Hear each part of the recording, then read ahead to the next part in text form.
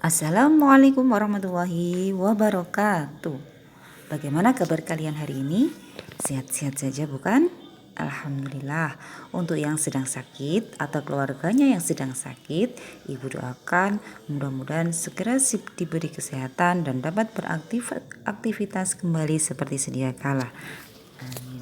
Anak-anak, kali ini kita akan belajar IPA tentang kelainan organ gerak pada manusia. Adapun tujuan pembelajaran kita adalah setelah belajar anak-anak dapat menjelaskan kelainan organ gerak pada manusia dan menjelaskan cara memelihara kesehatan alat gerak manusia. Nah, sebelum kita melanjutkan belajar, marilah kita berdoa terlebih dahulu. Berdoa, mulai. Selesai. Nah, anak-anak coba kalian perhatikan gambar-gambar berikut ini.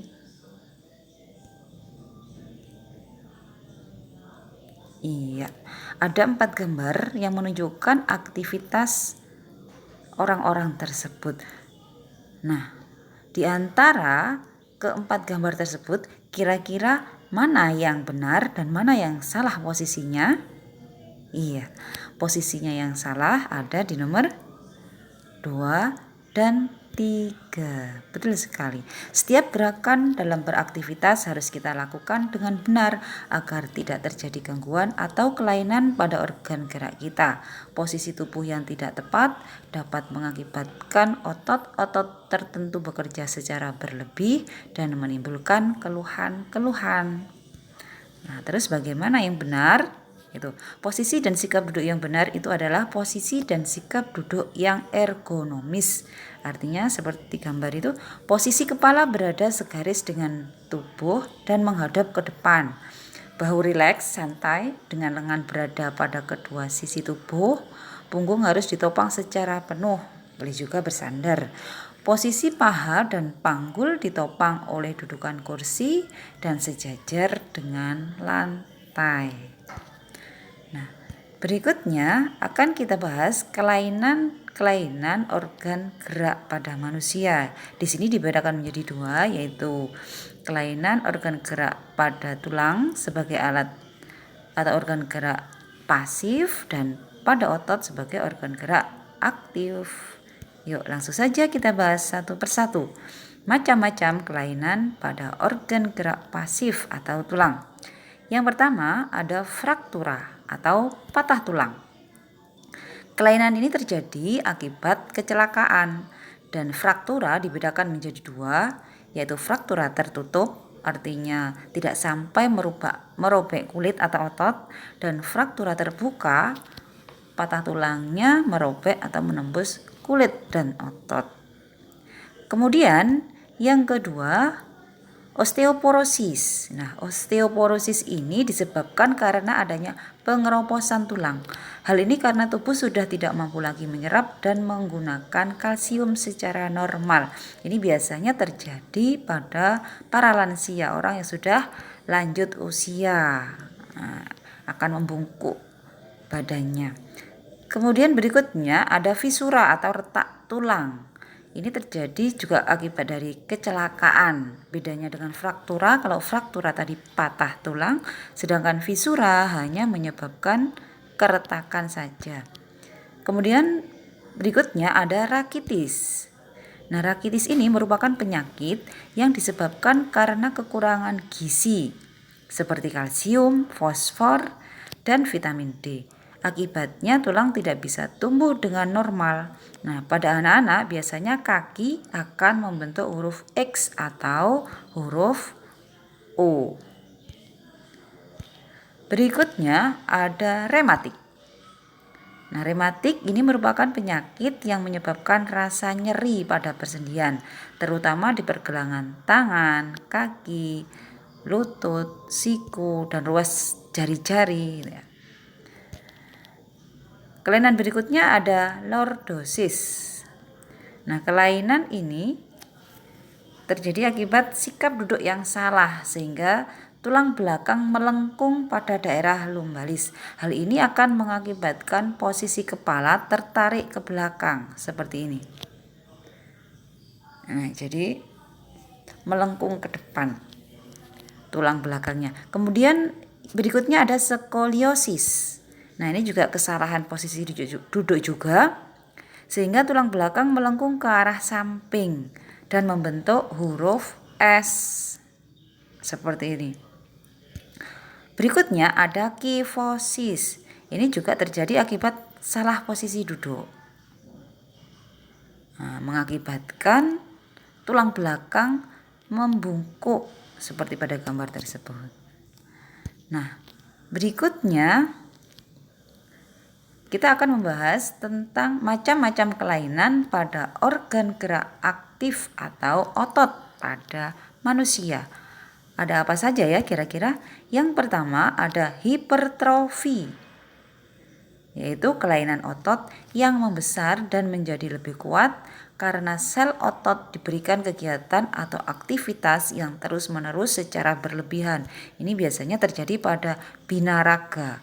Karena sering mengangkat beban berat, maka ototnya membesar. Ini namanya hipertrofi. Kemudian yang kedua ada atrofi, kebalikan dari hipertrofi. Atrofi ini kelainan otot yang mengecil, lemah, fungsi ototnya juga menurun. Hal ini disebabkan karena adanya penyakit polimilitis yang dapat merusakkan sel saraf pada otot. Nah, ini tulangnya atau ototnya mengecil. Berikutnya ada stiff atau kaku leher. Kelainan ini terjadi karena adanya peradangan otot trapesius leher akibat gerakan yang menghentak secara tiba-tiba atau salah gerak. Berikutnya ada tetanus. Nah, kelainan ini disebabkan karena adanya infeksi bakteri Clostridium tetani. Tetanus menyebabkan otot menjadi kejang-kejang. Makanya kalau kita menginjak barang-barang dari logam dan sudah karatan, ya harus waspada ya. Berikutnya ada kelainan masih tentang organ gerak aktif, ada polio. Nah, polio ini penyakit yang disebabkan oleh virus polio. Penyakit ini menyebabkan penderita menjadi lumpuh dan tidak bisa berjalan. Nah, sekarang tapi sudah ada vaksin yang berguna untuk mencegah penyakit polio. Berikutnya ada kram otot. Nah, kram merupakan kelainan yang terjadi karena kontraksi otot yang terus-menerus atau bekerja terlalu berat sehingga otot mengejang dan terasa sakit. Kram juga bisa terjadi karena cuaca dingin atau gejala ketidakseimbangan antara air dan ion dalam tubuh. Berikutnya ada distrofi otot. Apa distrofi otot itu? Yaitu suatu kelainan otot yang biasanya terjadi pada anak-anak. Penyakit ini disebabkan karena adanya penyakit kronis atau cacat bawaan sejak lahir. Nah, itu tadi beberapa macam kelainan pada organ gerak manusia. Berikutnya, bagaimana cara kita memelihara kesehatan, baik itu rangka ataupun otot kita. Nah, ini ada beberapa cara. Yang pertama, cara memelihara kesehatan rangka. 1. Biasakanlah duduk tegak di atas kursi dengan punggung menyandar. Nah, jika tidak ada sandarannya, usahakan juga tegak, jangan membungkuk. Kemudian yang kedua, bila membawa beban di salah satu bahu, misalnya tas, bawalah secara bergantian antara bahu kiri dan bahu kanan. Yang ketiga, lakukanlah olahraga secara teratur untuk menguatkan tulang. Nah, olahraga ini sangat baik untuk kesehatan kita. Yang keempat, makanlah makanan yang bergizi, yang banyak mengandung vitamin D dan minum susu. Vitamin D ini sangat baik untuk kesehatan tulang kita, termasuk yang berasal dari sinar matahari pagi. Yang kelima, membiasakan sikap tubuh yang benar. Nah, contoh sikap tubuh yang benar ini sebagai berikut ya. Ada misalnya saat duduk, punggung harus tegap. Kemudian saat berdiri, tubuh harus dalam posisi tegak. Saat tidur, tubuh sebaiknya dalam posisi lurus dan telentang. Jangan tengkurap karena akan mengganggu rangka dan pernafasan kita. Berikutnya, cara memelihara atau menjaga kesehatan otot kita. Yang pertama, menghindari gerakan yang membebani kerja otot secara berlebihan. Jadi, angkatlah barang sesuai dengan kemampuan kita. Kemudian yang kedua, melakukan peregangan. Nah, ini biasanya kita lakukan saat olahraga atau senam. Yang ketiga, melakukan latihan rutin. Nah, otot bisa dilatih ya dengan cara kita senam atau olahraga, dan alangkah baiknya jika itu dilaksanakan secara rutin. Kemudian yang keempat, memenuhi kebutuhan cairan tubuh. Minimal minumlah 6 gelas air putih setiap hari. Kemudian yang kelima, mengkonsumsi makanan yang bergizi dan bermanfaat bagi otot. Yang keenam, meringankan nyeri otot menggunakan krim. Jadi ketika sedang merasakan nyeri otot, kita bisa mengurangi rasa nyerinya menggunakan krim pereda nyeri.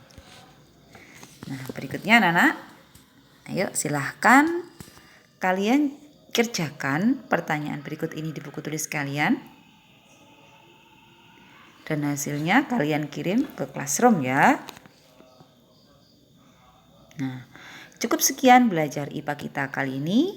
Mudah-mudahan bermanfaat. Dan saya akhiri. Assalamualaikum warahmatullahi wabarakatuh.